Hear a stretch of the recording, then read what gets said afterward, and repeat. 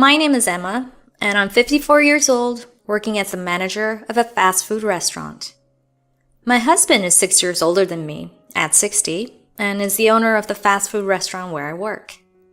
We only have 2 shops in the city, and my husband manages the other location. We often brainstorm new menu items together, which sometimes leads to passionate debates. I married my husband 30 years ago when I was 24 and working at a supermarket. He was a frequent customer, and I noticed his unique way of shopping, like a homemaker. He meticulously selected items for cooking, always choosing the best deals and using coupons. One day, I saw him shopping with an adorable girl, about 3 years old. I wondered if he was a single father cooking for his daughter. He seemed slightly older than me, a tall man with a mature aura. I realized I had feelings for him, intrigued by his presence. On a day off, I saw him at a burger joint with a little girl. He was looking for a seat, and when our eyes met, he smiled and nodded in acknowledgement. I was thrilled he recognized me from the supermarket. I offered him a seat at my table, and he accepted gratefully, commenting on the busy weekend. He explained that his daughter wanted a toy from the kids' meal. The girl, Amy, was a joy to watch as she played with her toy. I asked about her age, trying to learn more about them. He shared that Amy was almost 3 and had just started talking more. He then revealed Amy's mother passed away shortly after she was born. I was at a loss for words, unable to feel happy about his current situation. He told me he had been raising Amy alone, though his mother helped significantly. I learned he was a chef at a restaurant, and his name was James. James expressed his wish to cook for Amy daily, but said he needed to work to provide for them.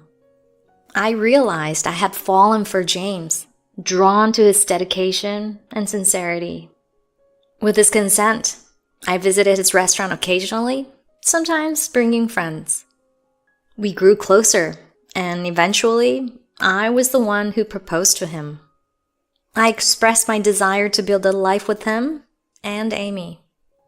James was unsure at first, asking if I was truly okay with them having a child. Amy was adorable, and I was confident that we could build a strong relationship. More than anything, I was in love. When I met James' mother, Jessica, I found her intimidating, yet beautiful. She questioned my decision to marry a man with a child, saying it was unusual for a young woman like me. Her comments left me unsure if I was truly accepted into the family. She also said that as James' second marriage, a wedding ceremony seemed unnecessary, although she acknowledged that women often dream of such events. Her words implied she did not want a wedding for her son. I assured her that I didn't desire a wedding, feeling embarrassed by the thought. Reflecting on it now, I see my naivety in the situation.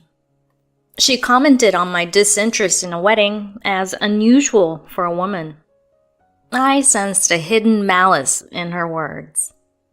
She then questioned my plans after marriage, suggesting 2 housewives were unnecessary. It seemed she intended to keep her position as the homemaker. I preferred working outside the home, so I welcomed her continued role in the household. Despite our interactions, I couldn't understand Jessica's true intentions. Our home was a small house with a garden built by James' late father. For our honeymoon, the 3 of us, James, Amy, and I, visited a luxurious hotel. Amy enjoyed swimming in the pool, and I felt she was warming up to me. I was optimistic about our future together. I hoped Amy would eventually call me mom or mother. Given that James was dad, mother seemed fitting. However, after 6 months, Amy still hadn't warmed up to me. I felt that the bond we shared had faded. At 4, she started attending kindergarten, with Jessica handling drop-offs and pickups. I felt guilty for not fulfilling the role of a mother. When I tried to help at home, Jessica assured me she had things under control. She would say, "This is my job, not yours." Her words discouraged me from assisting further. One evening, at dinner, Amy asked me to pass a spoon using my first name. I was taken aback by her addressing me as Emma. Jessica laughed, dismissing it as children mimicking adults. I was shocked and saddened, longing to hear her call me mom or mother. I couldn't bring myself to correct her, fearing I might hurt her feelings. James was similarly taken aback, but reassured me not to worry. He promised to talk to Amy, confident that she would come around. But Amy never called me mother. By the time she entered elementary school, she still avoided me. James' attempts to discipline her only pushed her towards Jessica. When Amy reached 4th grade, I wrote her a heartfelt letter. I expressed my love for her, inviting her to share her school experiences. I didn't expect her to call me mom, but hoped she'd share her school day. But she never replied. James was supportive and loving. I focused on staying positive and cheerful. Amy got her own room in upper elementary school. We saw each other less, and Jessica advised me to give her space. I lost confidence and couldn't approach Amy.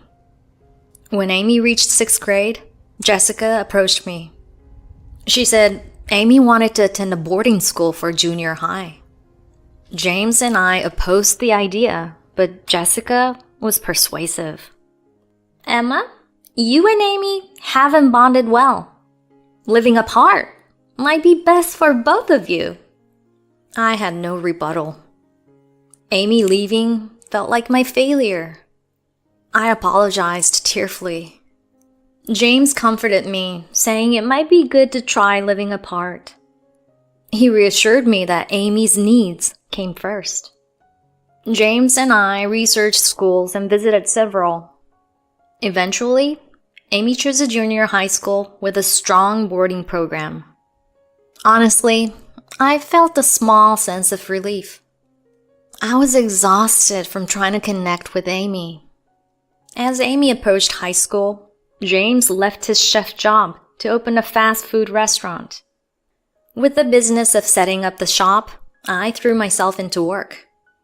I supported James, working from morning till night. Time flew, and Amy graduated college, found a job, and got married. She dated a coworker for 4 years before marrying him. They didn't have a wedding, just sent a photo of them in wedding attire. James and I were happy for them, content with the photo. Amy looked blissful, and I longed to see her smile in person. James' fast food restaurant opened a second location, and I became its manager. We were 25 years into our marriage, and I was nearing 50. Jessica praised me, saying I helped make the second shop a success. Her compliments were almost too much, leaving me uneasy. Amy and I had become a facade of a mother-daughter relationship. We spoke normally in public, but something was missing. Amy began calling me mother in public, but I didn't feel joyful. At 30, Amy left her job to focus on starting a family. I worried about her pregnancy and childbirth during a pandemic. But she gave birth to a healthy girl, and I was relieved. Most of Amy's updates came through Jessica. They said they'd visit once it was safe for the baby.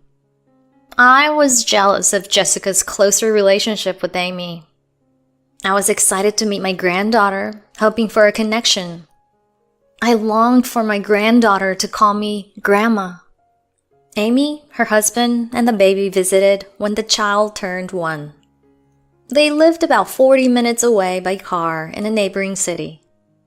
James and I prepared gifts for the baby's first birthday and Amy's childbirth.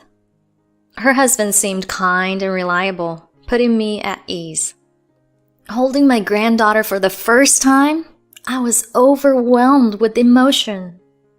James and I prepared a special meal and invited them to relax. We gave Amy a bundle of gifts, including a $2,000 gift card. We wanted to support her, feeling we hadn't done enough before. Amy's expression shifted when she received the gifts. She tossed the gifts into the trash bin. I was stunned, unable to comprehend her reaction. James, Amy's husband, and I all shouted in disbelief. Jessica looked oddly pleased by the commotion. Amy accused us of treating her as an unwanted child. I was baffled by her words, having never treated her that way. I had always wanted to be her mother.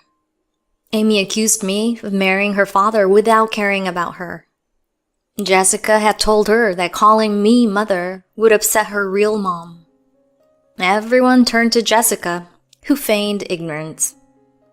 She denied ever saying such things, calling it a misunderstanding. But Amy was adamant, recalling her grandmother's words. She insisted Jessica had poisoned our relationship. Amy said she never received birthday or Christmas gifts from me. She never received the letter I left for her in 4th grade. Jessica had intercepted our communication. James confronted his mother, demanding answers. But she feigned forgetfulness, trying to evade responsibility. James was incredulous at his mother's betrayal. He condemned her actions, knowing they couldn't be undone. My heart ached with regret for the lost years. Amy cried in my arms as we reconciled. She called me mother, and I embraced her. We both wept for the time we'd lost. James' patience had run out, and he decided on a course of action.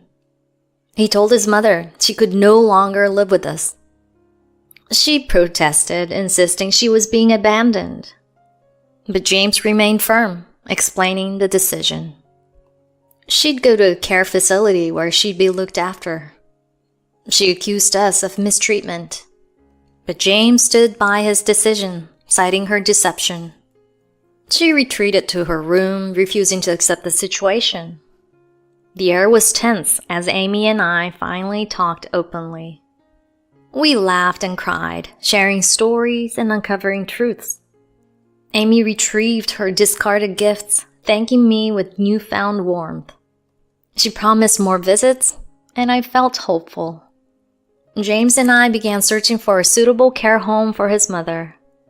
We prioritized finding a place with compassionate staff and good facilities. Despite the rift, James fulfilled his duty as a son. We chose a place far away to minimize visits and emotional strain.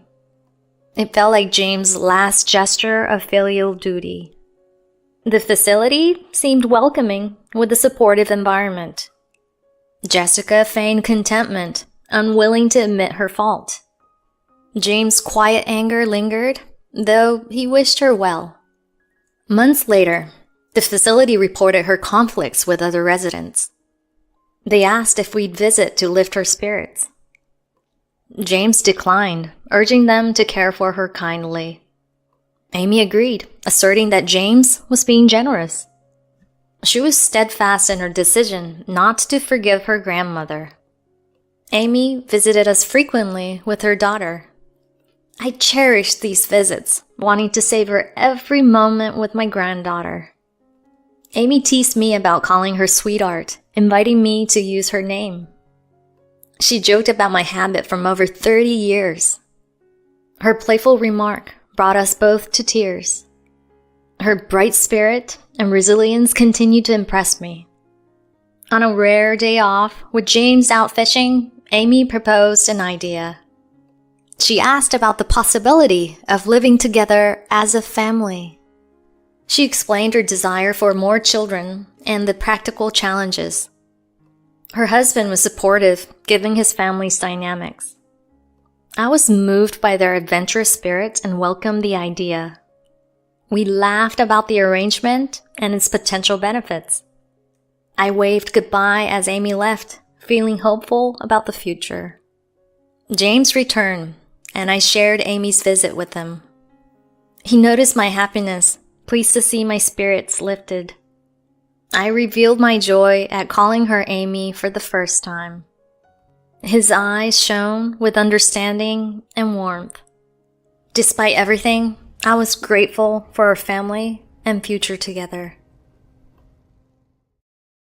My elite daughter-in-law shunned my 52-year-old traffic guard husband as poor.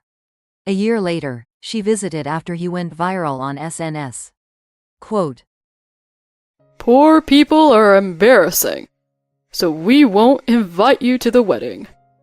This is the end of our relationship."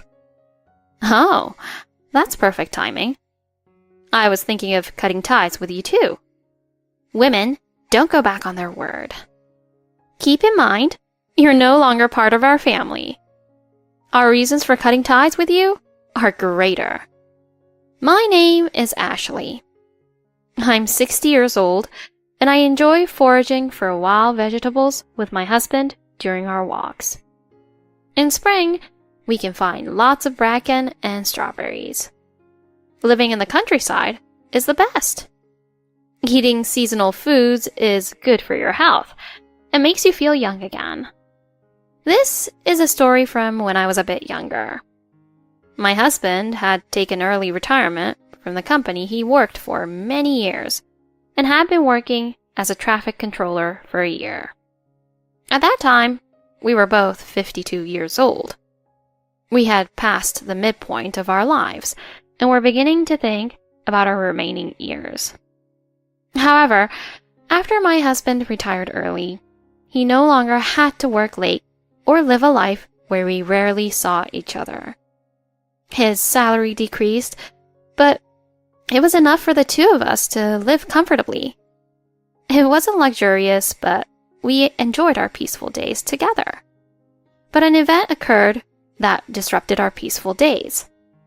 Our eldest son, John, suddenly called to tell us he was getting married. I was so surprised that I asked, "Who's getting married?" John, who we hadn't heard from in a while, said it was him. I apologized for being so surprised. John, unlike his younger brothers, had no romantic relationships and had always seemed a bit absent-minded. He had never talked about having a girlfriend. But he said he was getting married and wanted to introduce her to us. I was surprised and apologized for not knowing about his girlfriend. He said they had been dating for a short time and hadn't had a chance to introduce her. He asked us to keep the following Saturday free for the introduction. After hanging up, I couldn't shake a bad feeling. John had always been a bit naive and often took on unreasonable requests from others. I remembered an incident from his school days. A classmate had asked him to let them cheat off his test, and without hesitation, he had agreed. They both got caught and were reprimanded. During university, he had almost been involved in selling fraudulent information products because a friend invited him. Luckily, he avoided trouble when he found the office empty. Given his naive nature, I worried about the situation. What if he was being asked to take on someone else's problems? I worried until the day his girlfriend came to visit. When she arrived, I was shocked. She was visibly pregnant. I looked at my husband, who was just as surprised. Our son noticed our reactions and looked at us as if to say, I understand how you feel. But I decided it was better than if he was taking on debt for someone else. As long as they were in a relationship, it was fine. I welcomed her and invited her in. She responded with, what an old-fashioned house. I tried to interpret her words positively. Maybe she was just used to puppeteering and was making a mistake. I looked at my son, who looked embarrassed, and avoided eye contact. I tried to stay calm and deal with the situation maturely. But the more she spoke, the worse it got. She barely knew our son, and they had only met a few times. They had met at a company mixer, had a fling, and hadn't exchanged contact details. They met again through mutual acquaintances 2 months ago, and she said she was pregnant. They decided to get married after talking it over. My husband and I were shocked. Even if that were the case, it was inappropriate to discuss such personal matters in front of his parents. But our son, being too honest, couldn't lie. I had doubts about the baby's paternity, but it wasn't something I could say at that moment. You can't suggest a DNA test during a greeting. The fact that our son had been intimate with her before marriage was enough. We had no choice but to accept it. As we were thinking, she continued with her disrespectful comments. She called our house a rabbit hutch and laughed. She insulted our teacups, saying they were too country. I tried to explain my husband's job as a traffic controller, but she wasn't interested. My husband had saved a woman's life at a construction site by shielding her from a car. He had performed a heroic act and was our pride. The woman he saved was a single mother on her way to pick up her child from daycare. But she dismissed it, asking if he got a reward. I didn't want her as a daughter-in-law. My husband scolded our son, telling him to be more responsible. We couldn't tell our 30-year-old son not to marry. We accepted their marriage. Our other sons had families and didn't rely on us too much. We wanted the same for our eldest. He felt responsible because of the baby. He declared they would manage on their own. They left, and we felt they didn't want much to do with us. 2 months later, the wedding was set. Her friend managed the wedding hall, so they secured a date quickly. We were busy with preparations. Her family ran a well-known local food processing company. But her family was against the marriage and refused to meet us. Our son often called us to vent his frustrations. He wanted to protect her, not for money. I reminded him that he needed to be prepared for opposition and couldn't rely on us. He got angry, asking if we wanted him to suffer. My husband took the phone and calmed him down. He told our son that he needed to stop complaining to his parents.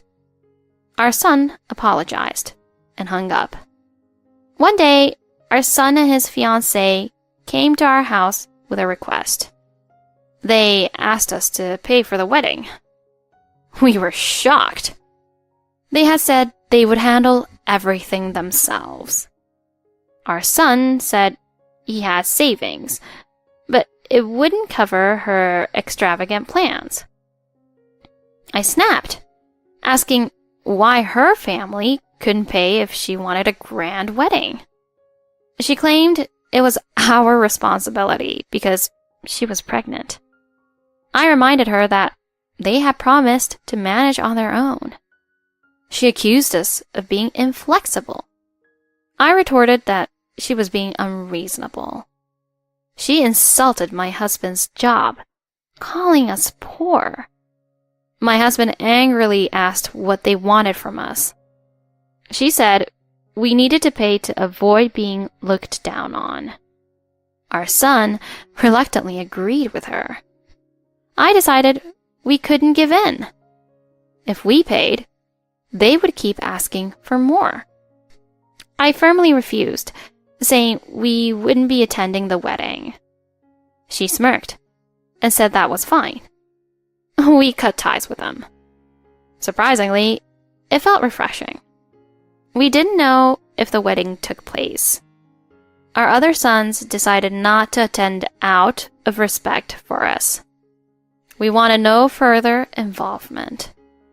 A year later, they unexpectedly visited us. They rang the doorbell repeatedly. She greeted us casually through the monitor. She was holding a child. Our son stood behind her, looking nervous. She said they brought our grandchild to see us. She mentioned seeing my husband's heroic video online. They wanted to record a video with him and the child. My husband, confused, said no. Recently, my husband had saved a mother and child from a car accident. He shielded them, breaking his ribs in the process. He said it was worth it to save 2 lives. The mother turned out to be someone he has saved before. This story went viral, making him a local hero. We received gifts from neighbors we barely knew. She insisted on recording a video, saying it would make her famous. My husband refused, saying it was unfair to the child. She kept pushing the child towards him. My husband told her to stop and didn't take the child. She tried to push past us into the house. I blocked her and told her to leave. She called me mother and asked to come in. I told her not to call me that and to leave. She looked confused, not understanding my refusal. I reminded her that she was the one who cut ties.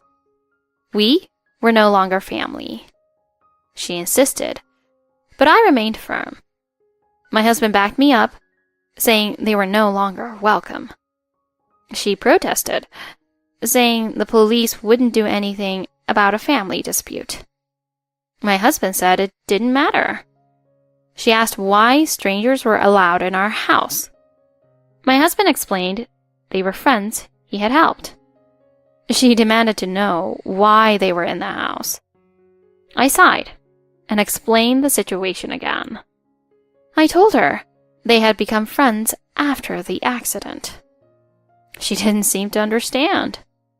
I told her to leave again. My husband reiterated our stance. She accused us of being unreasonable. I told her to stop being rude and leave. She refused and tried to argue.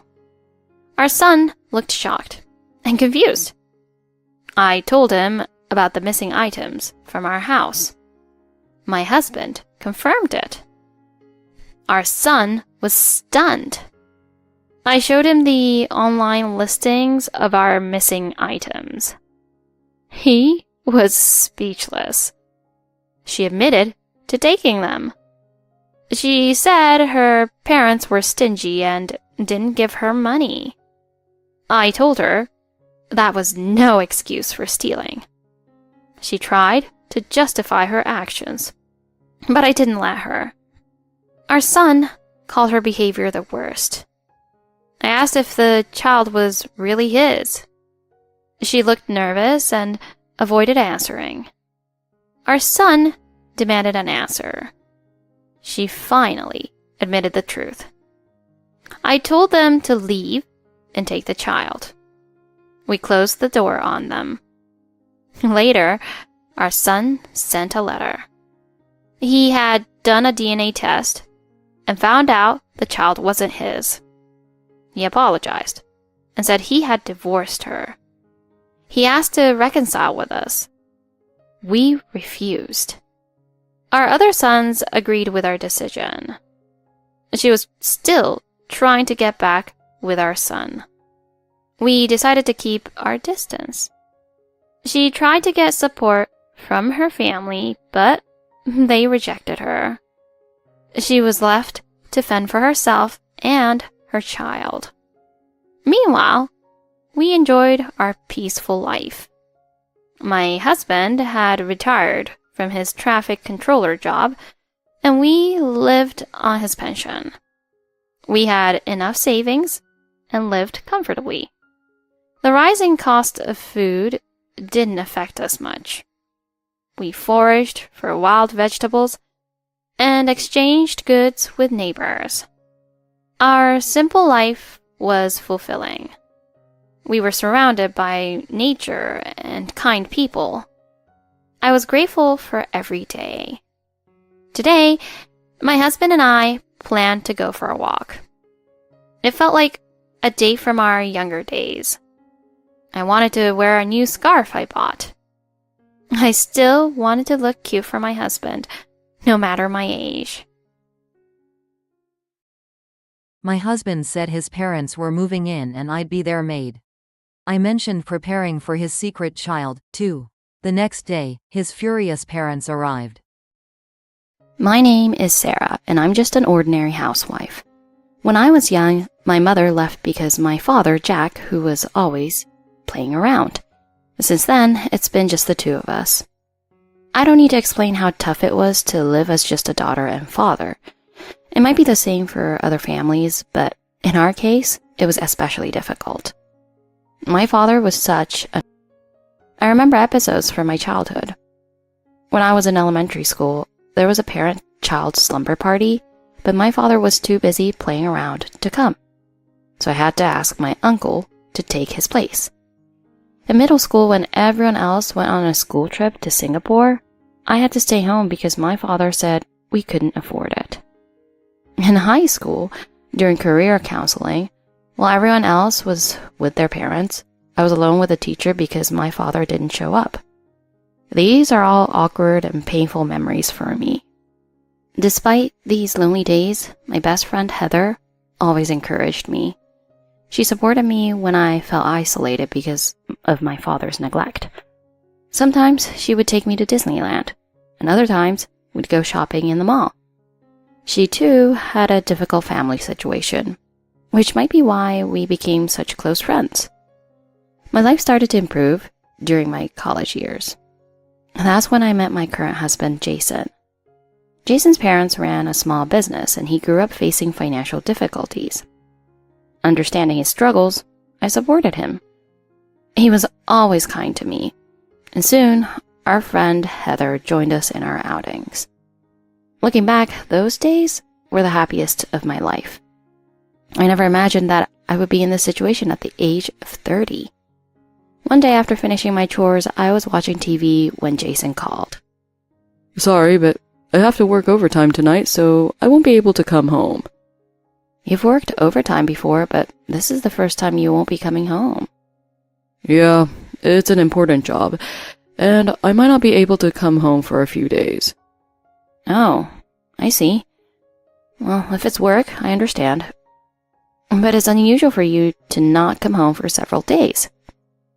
Feeling uneasy, I called Heather to vent my frustrations. That's the situation. I understand his work, but staying out for days? How does he handle mornings and nights? He said he's using internet cafes? What do you think? But there's never been anything like this before. Doesn't it seem strange? It might be strange, but what can we do? It's Jason's situation after all. I suppose so, but this has never happened before. Doesn't it seem odd? Odd? Are you suggesting something? I have a suspicion that Jason might be seeing another woman. How could that be? Jason has always been devoted to you. Yes, but lately there have been things that make me suspicious. Like what? Well, he seemed unusually awkward when I mentioned something the other day. And then there's the sudden overtime, which I've never heard of before. It's clearly strange. It's probably just a misunderstanding. Maybe you're overthinking it. You're probably right. But now it's getting late. Sorry for taking up your time. Even after talking with Heather, I couldn't shake off my unease. Is Jason really working overtime, or is there something he can't tell me? Unable to stop worrying, I decided to follow him. But I had no idea which internet cafe he was staying at, so I waited until he came home. Jason didn't come home for 5 days. When he finally returned, I prepared to follow him when he went to work. I waited outside his company, disguised with a hat. After a while, Jason came out, and I quietly followed him. There was nothing suspicious. He was just heading home. But if he comes home and I'm not there, that would be suspicious. I hurried back home, taking a different route, and arrived before him. What a waste of effort. I'm home. You look tired today. Do I? I've been at home all day. Sorry for being late these days. No more overtime from now on. Oh, that's good. Take it easy. Even as I wondered what I was doing, I fell asleep that night. For about half a month, nothing unusual happened between Jason and me. But then, Jason mentioned overtime again. This time, I was determined to confirm it. The day of the supposed overtime arrived. I waited outside his company, disguised again. If he doesn't come out, it's fine. If he does, then it's not. After about 30 minutes, Jason came out, looking around nervously. He didn't head towards the station, but in the opposite direction, towards a quiet area. I still wasn't sure if he was meeting someone or just shopping or eating. But my faint hope in Jason was shattered.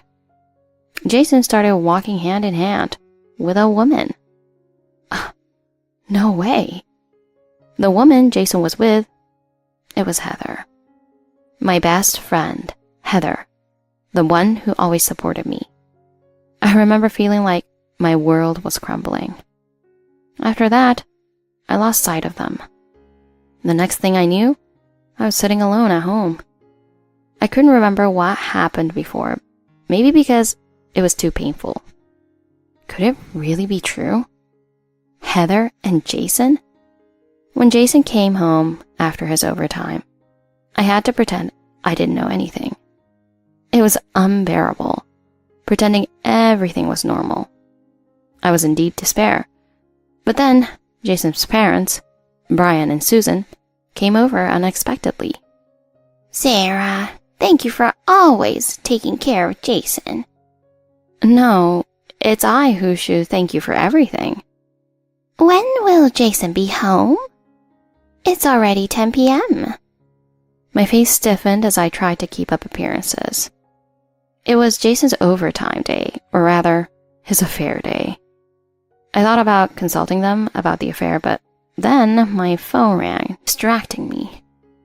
Who could be calling at this hour? I don't usually get calls this late. I checked my phone and couldn't believe what I saw. Heather? Why is she calling at this time? Sorry to bother you, but I'm feeling really unwell. What should I do? Despite my anger towards her, I couldn't help but worry when she said she was unwell. Are you okay? What's wrong? I gave her advice, even though she had betrayed me. After the call, I felt exhausted. I put on a bright face and returned to Brian and Susan. Sorry for the interruption. It was a friend who wasn't feeling well. Oh, I hope it's nothing serious. No, it's nothing serious. I'm relieved. I wanted to say that their son wasn't okay, but I missed the chance to bring it up. I told Brian and Susan that Jason had been working overtime frequently lately. The next morning, they left after thanking me. Brian and Susan are good people. which makes the situation more complicated. What should I do about the affair? Jason is supposed to come home tonight, but how should I act? Just then, another unexpected call came in. Dad? It's been a while. How long has it been? 3 years? I guess it has been that long. My father and I had a strained relationship. With all these issues with Jason, his parents, and Heather, I was overwhelmed. I started to think maybe I should talk to my father about everything. Even though our relationship was strained, maybe he could help with the situation. So, I decided to tell him everything that had happened between Jason, Heather, and me. It was such a shocking story that even my usually nonchalant father was speechless. I thought Jason was a good guy, but I can't believe this.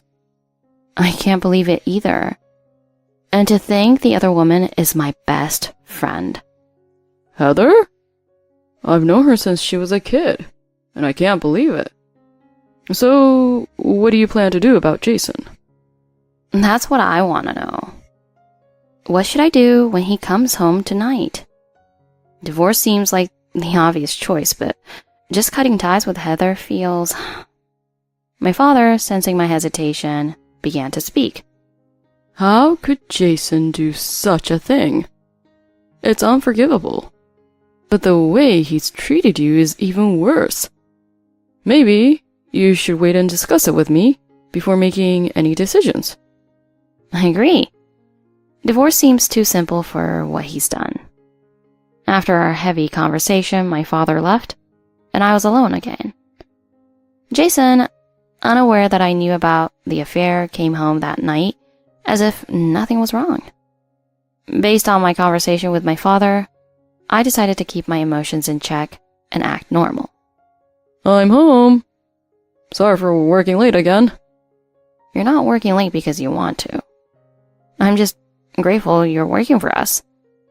I'm really lucky to have such an understanding wife. Understanding? More like being taken advantage of. Little did he know, I was aware of everything.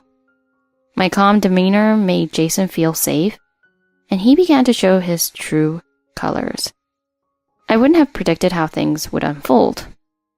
And so began the nightmare of Jason's increasing arrogance and demands.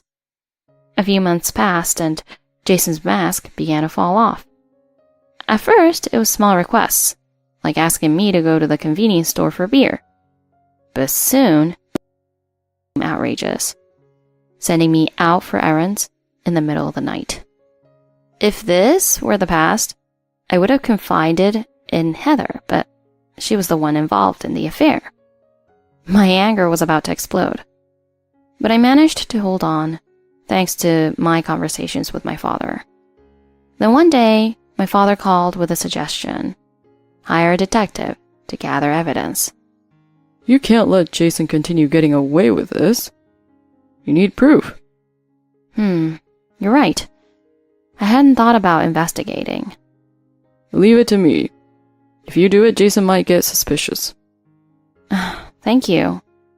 I appreciate it, even though we haven't been that close. That's why I need to step up now. My father eagerly took on the task, and the results were more than I could handle. It's a tough situation, but I have to tell you, Jason and Heather have a child together. What? A child? Yes, and the baby was born just recently. Heather mentioned feeling unwell before. Was that morning sickness? I didn't know, but it makes sense. I'm so sorry you're going through this.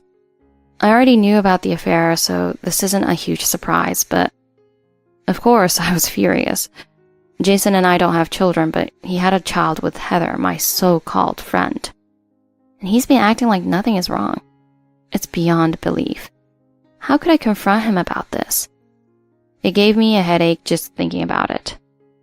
But Jason's arrogance didn't stop there. He knew I was aware of the affair, but my silence made him even bolder. Then one day, he came to me with a ridiculous proposal. I need to ask you something. What is it? Another late night errand? No, it's a wonderful proposal, filled with human kindness. I had a bad feeling about it, and rightly so. Let's have my parents, Brian and Susan, move in with us. What? It's already decided. You'll be the housekeeper. Housekeeper? This is too much. But Jason's madness didn't stop there. We need to prepare things for them and make the house barrier-free. I had reached my limit. I confronted Jason about everything. And don't forget the baby supplies. You're bringing the child to live with us, right? What? You knew? Of course I knew about Heather. Why didn't you say anything sooner? My parents are old. They deserve to see their grandchild. Since you can't have children, it works out perfectly. I was stunned by his audacity. There was no way I could continue living with this man. I had planned to keep quiet until my father and I had everything ready. But I couldn't take it anymore, so I packed my things and left. I moved in with my father. Oh, what a mess. I can't believe Jason turned out to be like this. I'm sorry, Dad, for disrupting your plans and coming to stay with you. It's not your fault. You've done well to endure this much. Let's move forward with our plan against Jason. Thank you, Dad. The next day, Jason was in for the worst nightmare of his life. Jason had everything ready, waiting for Brian and Susan to move in. But when they arrived, they were furious. You've ruined everything. How could you do this to us? I don't understand. What are you talking about? My father was the biggest client of Jason's family business. But after discovering Jason's actions, my father decided to cut all ties. The plan my father and I had been preparing for involved cutting off Jason's family's business. It took time to prepare, but once it was ready, we executed the plan. My father's casual mention of ungratefulness wasn't just talk. My father is a CEO of a major company, known for his wealth and influence. However, his lavish lifestyle and numerous mistresses led my mother to leave him, leaving just the two of us. Living as a daughter with a famous father wasn't easy. During elementary school races, my father was often in Las Vegas instead of by my side. In middle school, I missed the Singapore trip because my father promised me a Mediterranean vacation if I studied at home. In high school, while everyone had their parents at career counseling, my father was absent, leaving me alone with a teacher. These experiences made my relationship with my father complicated. But because of his business ties with Jason's family, I thought he might help with the affair situation. When I explained everything to him, my father quickly took my side. Jason's arrogance had limits, and my father decided to teach him a lesson. Heather, who seemed to be my friend, probably only stuck around because we were wealthy. Jason, on the other hand, saw me as a potential asset due to my father's connections. I showed Jason understanding because of his struggles, but he only saw me as a way to secure his future. When Brian and Susan came to my father, begging him to reconsider, he refused. My father knew how much they had relied on him, and he was determined to cut ties. Not long after, Brian and Susan's company went bankrupt. Jason, who worked at their small business, also lost his job. Jason, who was once so arrogant, was left with nothing. Don't worry about Brian and Susan. I hired them as part-time workers at my company. Meanwhile, Jason lost everything, including Heather and their child, who fled. It's true that bad deeds catch up with you. Yes, and it's important to live honestly. And Dad, I hope you've learned from your past. I've slowed down now that I'm older, but I'll keep your advice in mind. I moved out of my father's house and into a small apartment I rented. I joined a marriage agency, looking for a decent man this time. I cared for my distressed mother-in-law while my husband vacationed in Hawaii with his affair partner. His trip soon became a nightmare. My name is Melissa. I'm 36 years old and just an ordinary housewife. I have a husband, Noah, who's the same age, and a daughter, Gemma, who will soon be 8 years old. When Gemma was born, we moved into a long-awaited 2-generation house with my in-laws. Now, I live under one roof with Noah, Gemma, my father-in-law, Harry, and my mother-in-law, Sarah. I know most people think living with in-laws is a bad idea, but that's not the case for me. My husband and I both work, so having my in-laws at home has been a tremendous help. Especially with Gemma, my in-laws have been incredibly supportive, to the point where I feel a bit guilty. Sarah took care of Gemma when I was unwell after giving birth, and Harry helped by picking her up from kindergarten and activities after retiring from work. Even after Gemma started school, my in-laws have been attending her events and supporting us in countless ways. Thanks to them, Gemma is a grandparent's child, more attached to them than to Noah, who is rarely home. Even though we rely heavily on them, I've never been criticized by my in-laws. They've never complained through Noah either. Instead, they're always considerate of me who works outside the home. They help with housework, give us useful appliances, and even arrange for spa days and short trips for my relaxation. To some, these might sound like boastful stories, but for me, living with my in-laws has been nothing short of ideal. I believe the reason for my in-laws' kindness lies in their strong marital bond. My in-laws are a model couple, always smiling and conversing happily, both at home and outside. They've never argued, at least not that I've seen. They still hold hands on their daily walks and celebrate birthdays and anniversaries together, always exchanging thoughtful gifts. They are the ideal couple, showing constant gratitude and respect for each other. However, despite seeing such a perfect couple every day, my relationship with Noah is far from good. We don't openly fight or complain about each other, but our relationship is unfortunately cold. We only talk when Gemma or my in-laws are around, otherwise we communicate mainly through emails. Noah often comes home late, so we don't eat together, and we ignore anniversaries and birthdays altogether. This distance between us started around the time Gemma entered elementary school, triggered by Noah's affair. Suddenly, his work hours increased, and he started going on more business trips, which made me suspicious. After some investigation, I found ample evidence of his affair. Naturally, I confronted Noah about it. "Noah, you're having an affair, aren't you?" Huh? What's with the sudden accusation? I'm tired from work, so give me a break. There's no point in denying it. I know everything. I even know about the woman you're seeing, Emily, from your office. You've been using overtime and business trips as an excuse to be with her, haven't you? I was angry at Noah's dismissive attitude, so I dropped the name of his affair partner to provoke him, thinking he would be shaken and confess. But instead, I got a surprising reaction. So what if I am? You come in here throwing evidence and names at me like you're so clever. What do you really want, Melissa? You want a divorce or something? Noah smirked, crossing his arms and watching my confused reaction. This was supposed to be the moment where I confronted him about his affair, but why was he so confident? Trying to maintain my composure, I replied as calmly as I could. I'm not talking about divorce. I just want you to stop the affair and reflect on your actions. If you change your ways, I'm willing to forgive you this time.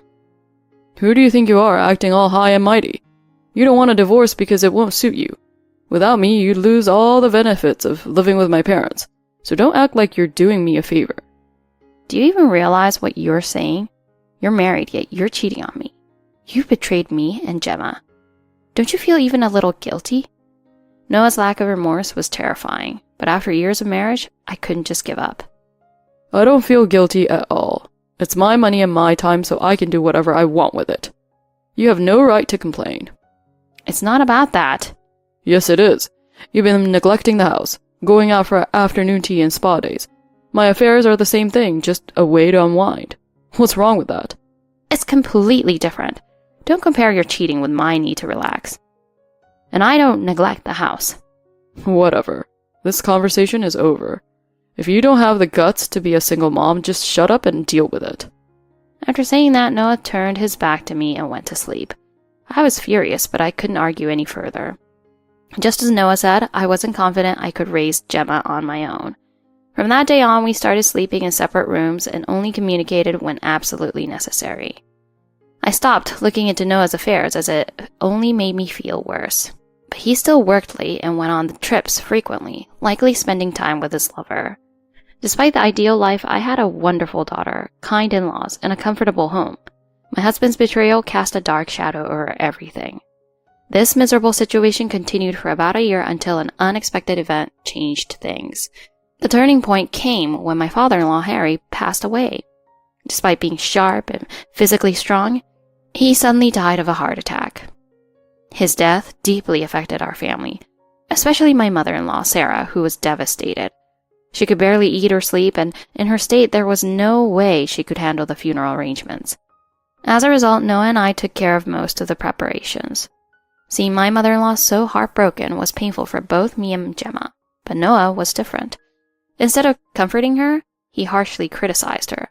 I usually avoided conversations with Noah, but I couldn't stay silent when he was hurting my mother-in-law. Noah, that's too harsh.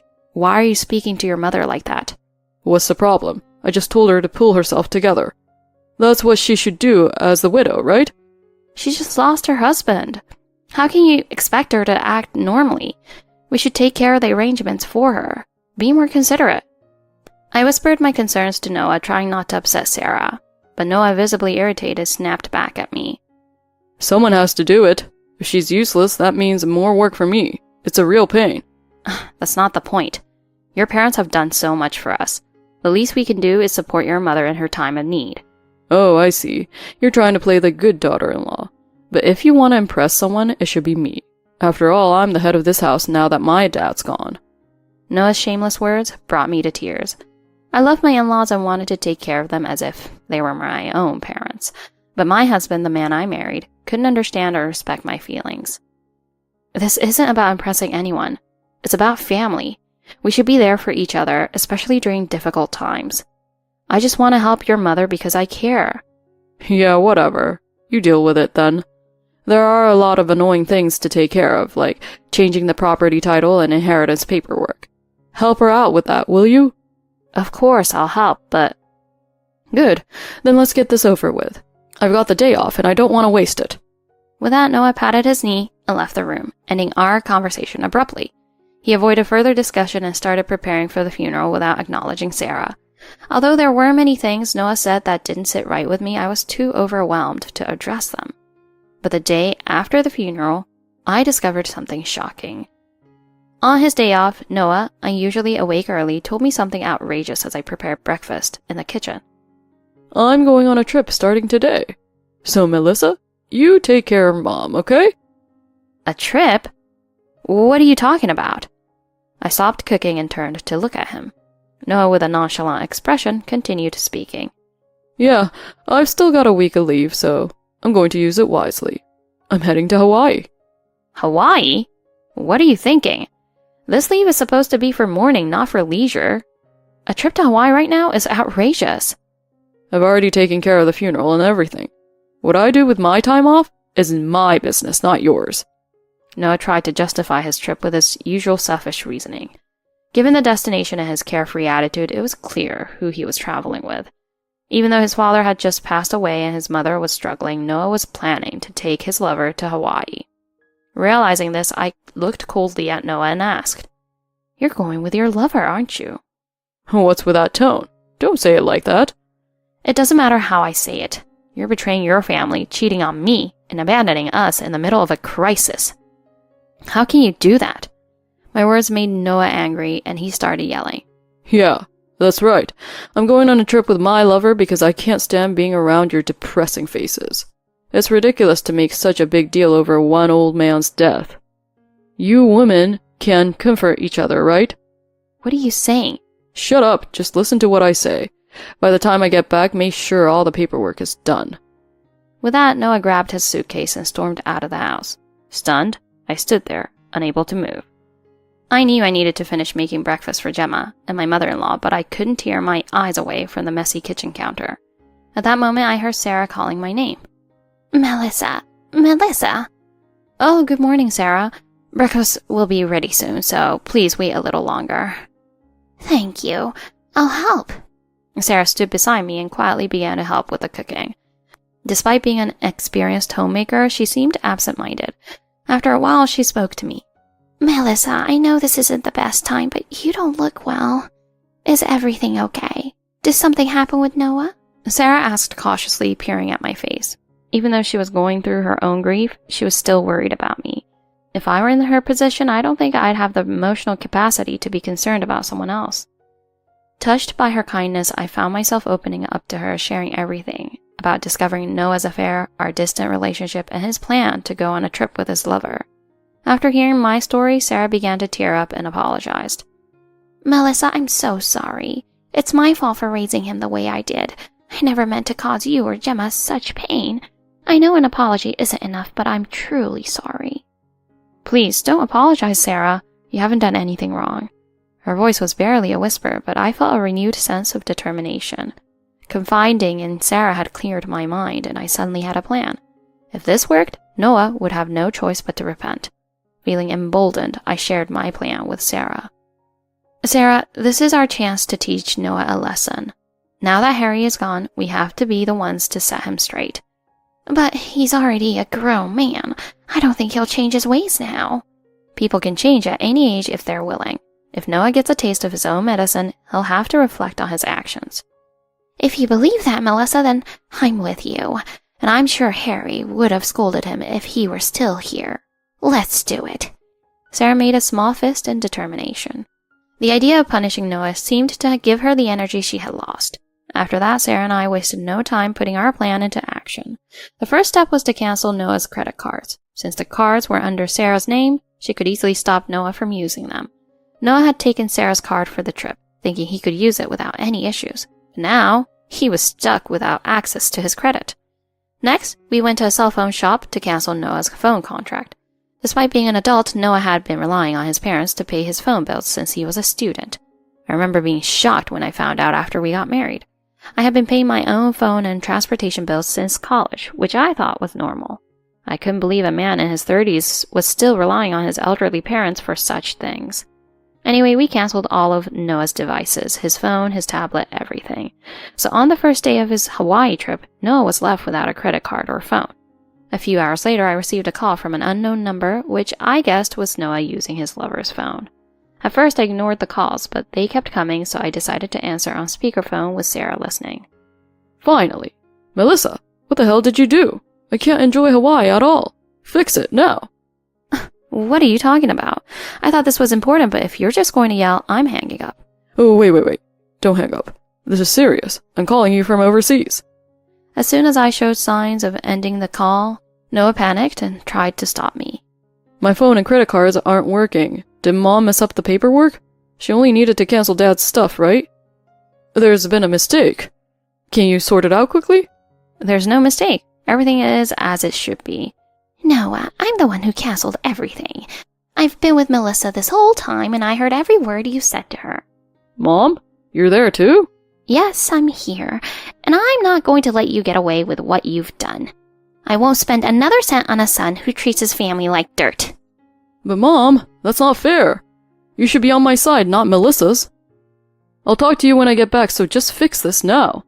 You must be out of your mind if you think you can manipulate me. Don't you dare underestimate me, Noah. I've always thought of Melissa as my daughter. She's smart, hardworking, and kind. Everything a mother would want. I can't forgive you for hurting someone so dear to me. Hearing Sarah say that made me tear up. Her words meant the world to me, especially knowing she was fully on my side against her own son. A man who neglects his family, refuses to help with the house, and doesn't spend time with his child has no place in any home. When you come back, don't expect to find yours. Wait, Mom, that's too much. I'm hanging up now. Enjoy the rest of your trip. Sarah ended the call and immediately blocked Noah's number on both our phones. We also blocked his messages on social media. With that, we could finally focus on mourning Harry in peace. Sarah gradually regained her strength, and Gemma and I were relieved to see her getting better. Of course, the pain of losing Harry would never fully disappear, but the three of us slowly returned to our daily lives. Noah came back looking exhausted, just as my leave was ending. I later learned that Noah's trip to Hawaii had been a nightmare. His lover, Emily, was a temp worker and didn't have much money. So, Noah had promised to cover all the expenses for the trip. But with his cards and phone canceled, and they were left in a desperate situation. They spent the first day in Hawaii fighting and blaming each other. With no money left, they were forced to cancel all their plans and spend the trip in misery. Eventually, they had to ask Emily's parents to send them money just to get home. When Noah returned, he was furious and tried to get back into the house, but he found the doors locked.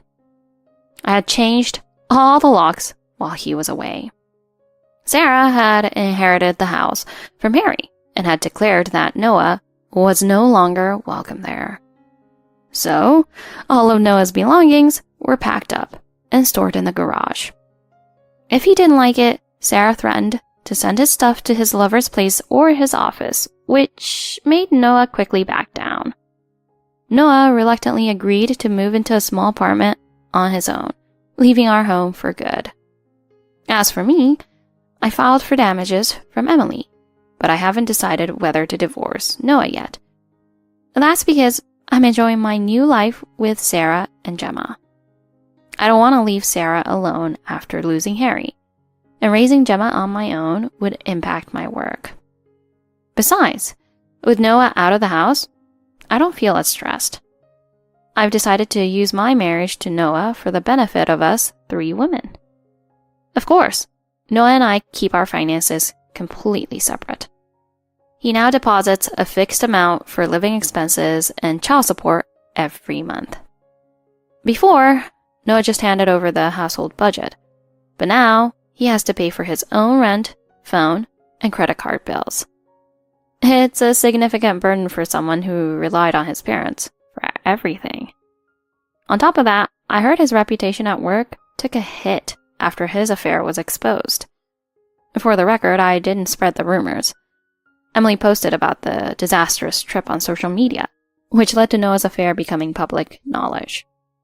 As a result, Noah was reprimanded by his boss and transferred to a different department, while Emily lost her job. She also got in trouble with her parents for borrowing money during the trip, and now has her income strictly controlled. Meanwhile, our lives have stabilized. Sarah still takes great care of Gemma and helps with the housework when I'm busy. Gemma has even started helping out, folding laundry and cleaning. Recently, she's been learning to cook from Sarah, and sometimes surprises me with her dishes. I worry that Gemma might feel lonely without her father, but she reassures me. Don't worry, Mama. I'm used to Papa being away. I'm fine as long as I have you and Grandma. She might just be putting on a brave face, but her words comfort me. No matter how much Noah hurt me, Gemma has always helped me bounce back. It might seem like an unusual setup to others, but I'm happy with our life now. I hope this peaceful life with Gemma and Sarah will continue for as long as possible,